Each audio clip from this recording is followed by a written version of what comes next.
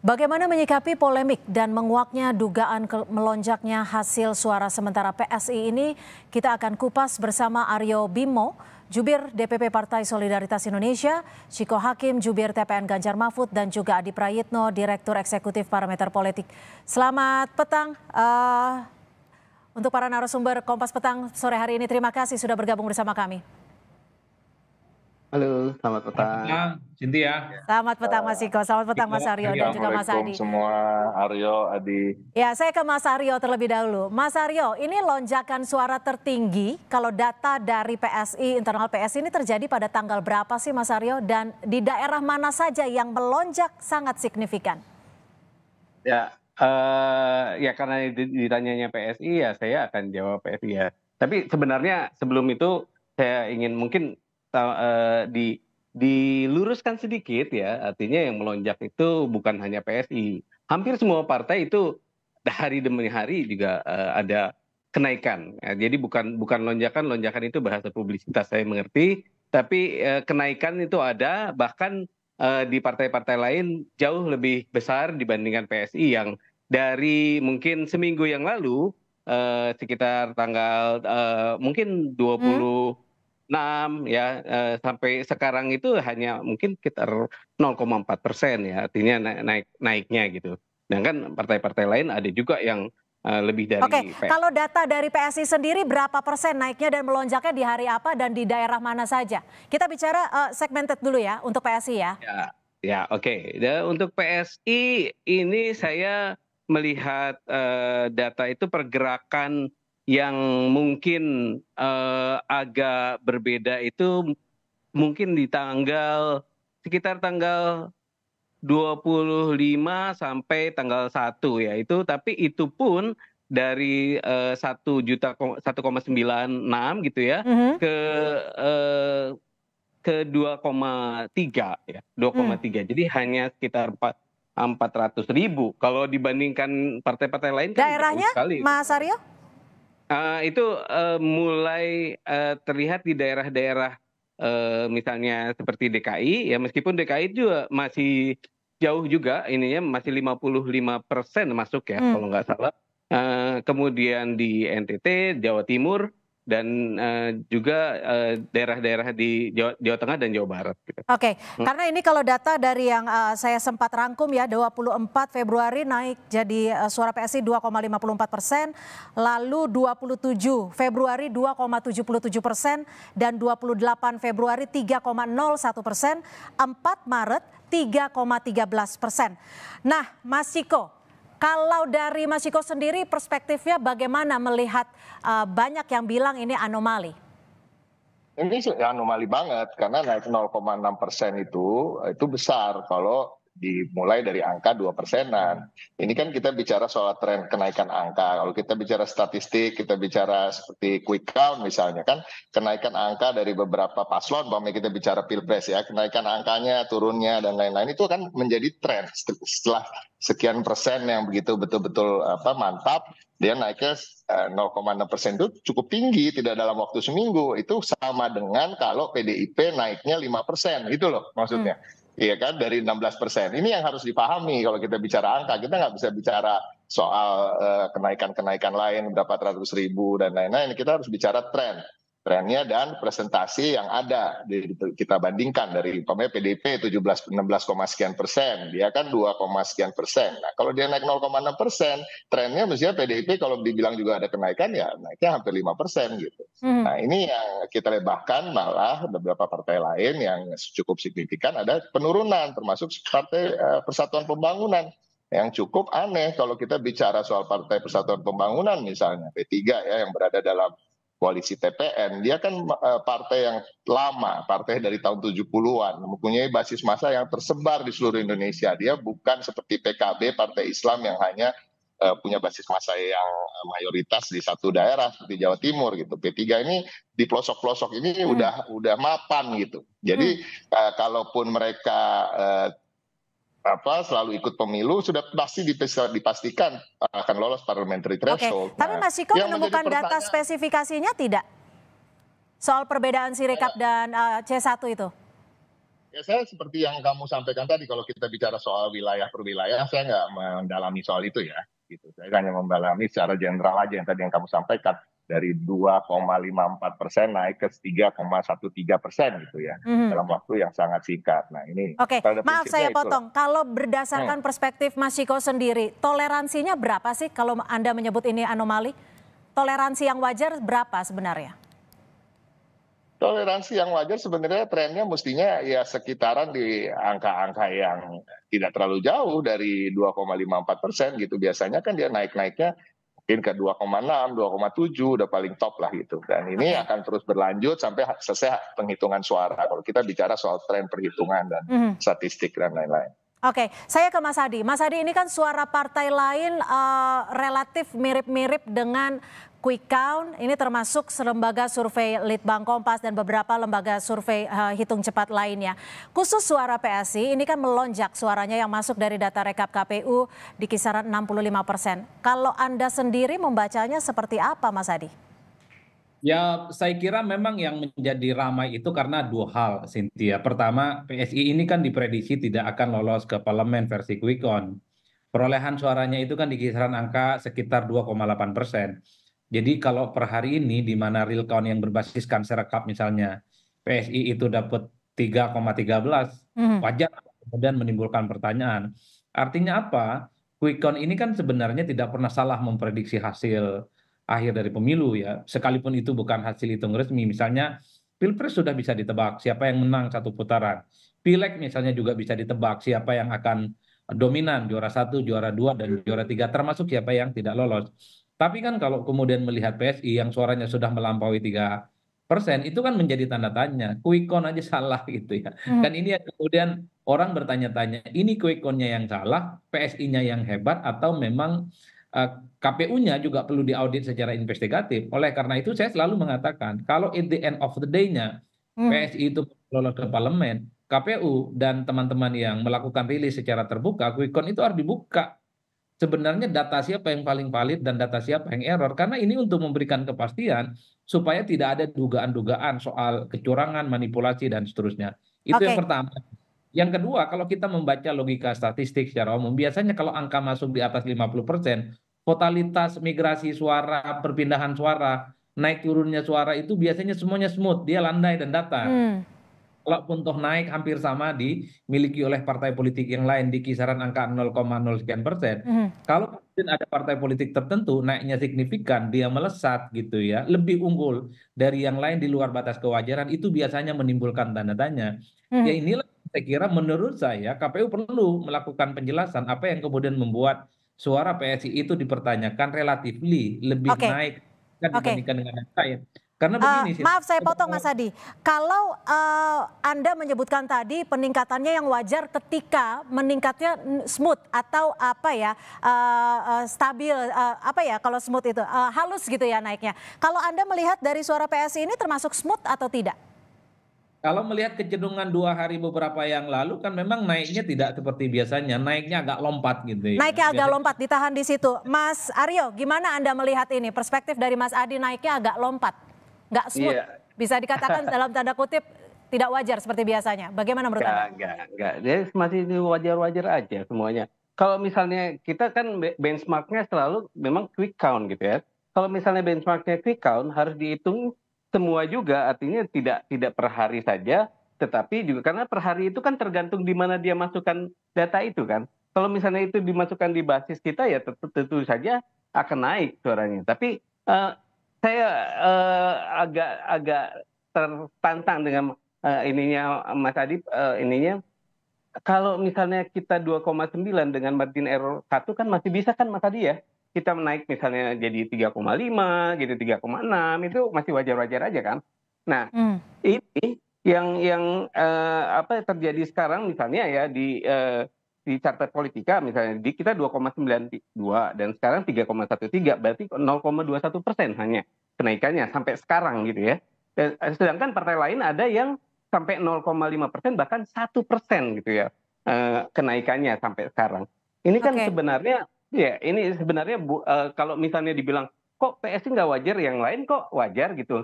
Nggak juga kan gitu ya. Jadi mohon kita berimbang, proporsional semuanya dalam koridor yang sama, bahwa ini rekapitulasi masih terjadi.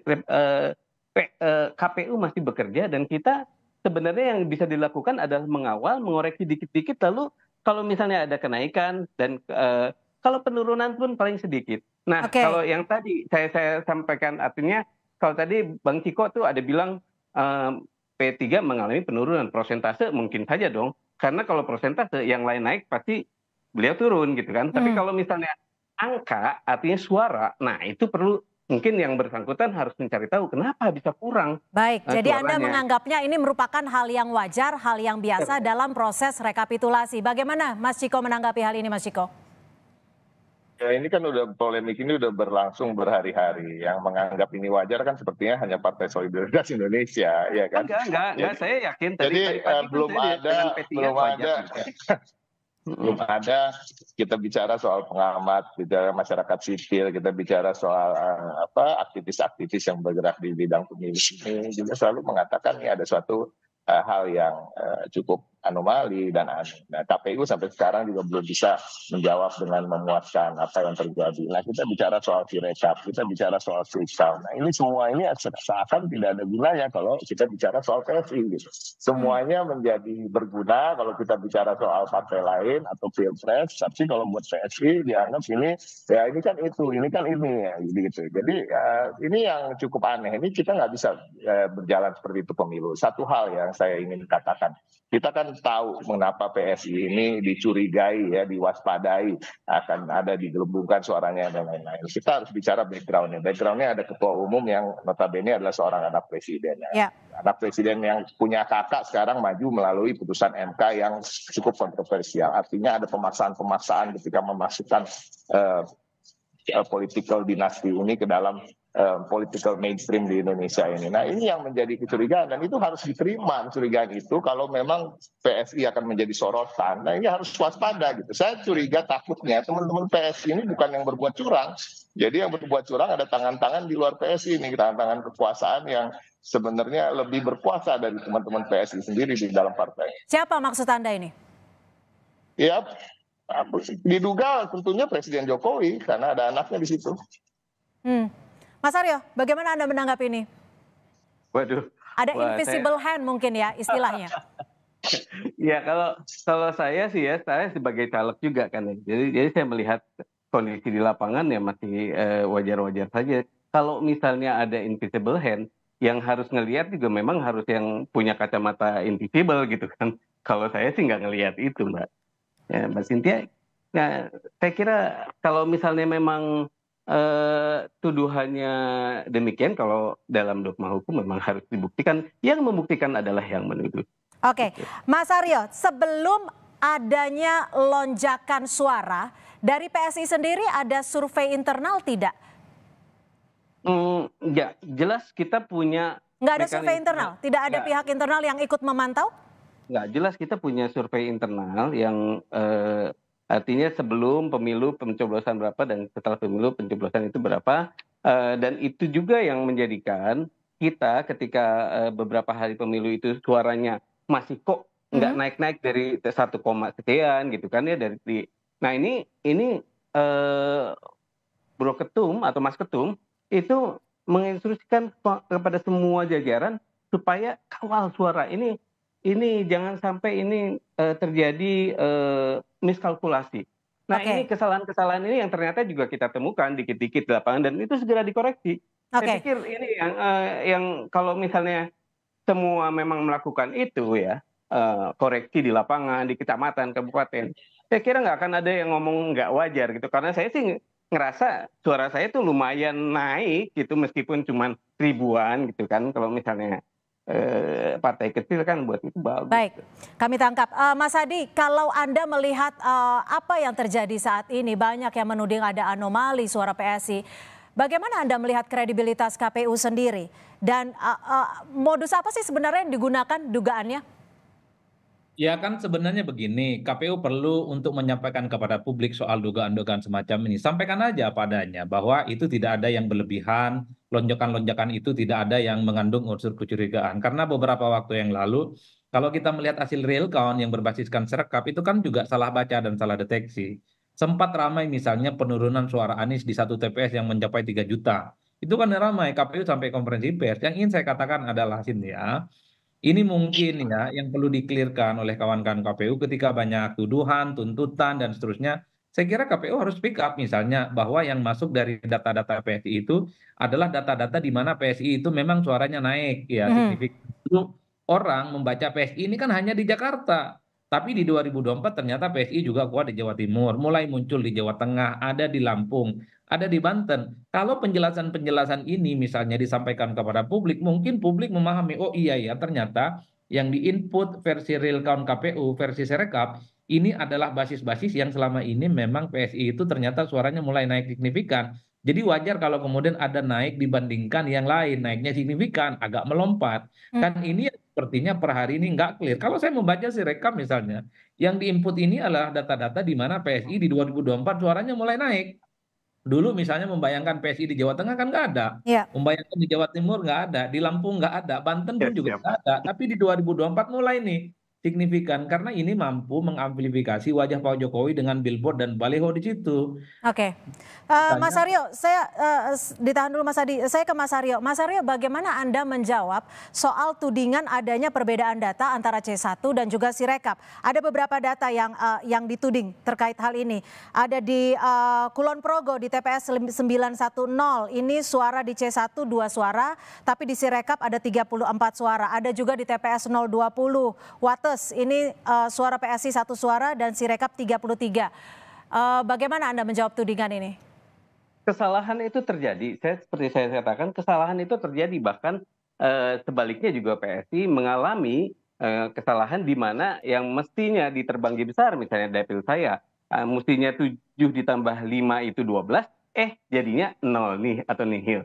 Atau misalnya di Lampung Timur, ketika ada rekap di kecamatan, kok tiba-tiba 180 suara PSI tidak ada. Nah ini hal-hal seperti ini terjadi dan kemudian mekanismenya kan ada. Ketika kita di sana menempatkan saksi, kita menempatkan kader, itu dibahas dan kemudian direvisi, dikoreksi dan menjadikan suara PSI sedikit-sedikit ada gitu di situ. Maksudnya kalau saya perhatikan mestinya misalnya cuman 800 misalnya menjadi 1.000, bahkan ada yang naik cukup signifikan itu sekitar 1.000 itu di Lampung Timur. Coba aja dicek, bisa. Oke, Mas Ciko, adanya dugaan-dugaan tudingan ini, bagaimana sikap sikap Anda? Apa yang akan dilakukan? Dan kan juga ada saksi-saksi yang seharusnya bisa melakukan pemeriksaan dan juga pemantauan. Tentu saya bicara atas nama TPN dulu. Kalau TPN tentunya akan menyoroti terus penyelewengan atau pelanggaran-pelanggaran yang diduga dilakukan untuk menggelembungkan suara salah satu partai. Kami juga ingin mengingatkan banyak caranya untuk menggelembungkan suara, ya kan. Ada cara-cara seperti memindahkan suara partai yang jauh lebih kecil, yang tidak lolos parliamentary threshold, dan kemudian dipindahkan seakan-akan itu menjadi suara pencoblos lambang Partai Solidaritas Indonesia, juga memindahkan suara-suara yang tidak sah. Nah, ini banyak hal yang terjadi. Tapi kalau saya ingin mengomentari apa yang dikatakan oleh Aryo tadi, bahwa naik dari 1 ke 33 itu bukan main-main gitu. 33 suara per TPS itu bukan kecil, itu sekitar 10% suara. 10% suara itu besar. Jadi ini yang menjadi pertanyaan-pertanyaan gitu. Apakah betul PSI mempunyai basis-basis massa segitu banyak di berbagai daerah, dan bahkan kalau itu menjadi kekeliruannya terlalu jauh gitu. Artinya memang yang disinyalir tadi cara-cara memindahkan suara itu kan banyak. Itu salah satunya memindahkan suara dari partai-partai yang tidak lolos, memindahkan suara dari kertas-kertas suara yang tidak sah dan lain-lain. Ini yang dicurigai. Baik. Dan ini wajar-wajar aja karena ada lonjakan yang tadi sudah disampaikan, saya sampaikan, Adi juga sampaikan bahwa kalau sudah suara itu udah 50%, tren kenaikannya tuh ya segitu-segitu aja. Oke. Baik, terakhir Mas Adi singkat saja, bagaimana Anda melihat audit KPU untuk membuktikan dugaan kecurangan atau dugaan penggelembungan ini? Apa yang akan harus dilakukan KPU sendiri untuk mengaudit? Saya kira memang KPU harus mulai speak up kepada publik soal keramaian yang terkait dengan PSI ya. Minimal untuk mengamputasi kesimpangsiuran. ada logika-logika yang kemudian bisa dipahami secara umum. Itu satu sih. Yang kedua, harus diakui real count versi Sirekap ini kan bukan hasil resmi dari KPU. Hasil resminya itu adalah hitung manual yang saat ini masih ada yang dihitung di tingkat kecamatan, sudah ada naik yang kabupaten.